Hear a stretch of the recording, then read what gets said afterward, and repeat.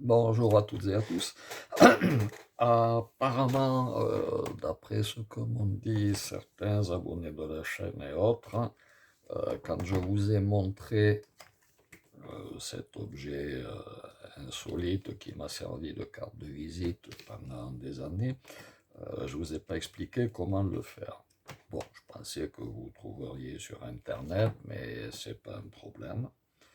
Donc, ce qu'il vous faut pour fabriquer cette curiosité topologique, hein, c'est une carte. Voilà. Donc, vous visualisez l'axe central. Ensuite, sur un côté, vous visualisez le centre du grand côté et le côté opposé, les deux extrémités, chaque fois à peu près la moitié de l'espace, donc un quart, un quart, un quart, un quart. Ce qui va donner sur la carte normale, on va donc prendre, hop, je vous le mets dans ce sens-là, la moitié à peu près, donc on déchire. L'important c'est de déchirer et non pas de couper. Déchirer, pourquoi? Parce que ça va permettre de montrer par la suite que c'est pile sur la déchirure, que quand c'est coupé avec des ciseaux, ben, ça pourrait être n'importe quelle coupure qui irait de n'importe quel côté, tandis que là, c'est pas le cas. Une fois qu'on est arrivé à peu près au milieu, ici on visualise la moitié, donc hop, rappelez-vous, et on va couper la moitié, voilà, jusqu'à environ ici la médiane. De l'autre côté, pareil, on découpe. Voilà. Donc on obtient la même chose que la carte avec les dessins, mais cette fois-ci découpée.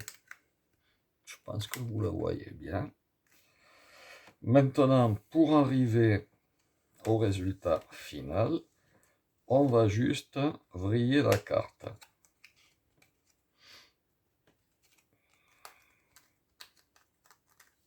Voilà. Donc on est... hop, comme ça. Pour arriver à ce résultat-là, on va vriller. Simplement. L'axe central, je refais. Là. Que ce soit le côté droit ou le côté gauche, importe peu. On prend un petit côté et on tourne.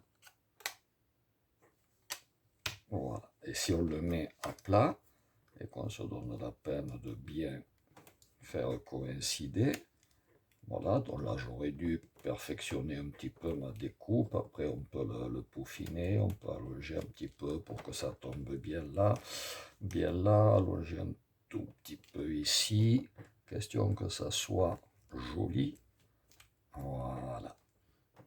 Et donc maintenant on a le même résultat que ça, c'est-à-dire vous avez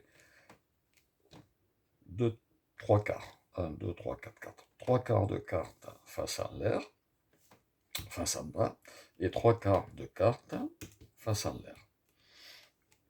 Tant qu'on est sur une carte volante, c'est simple d'arriver à reconstituer la manœuvre.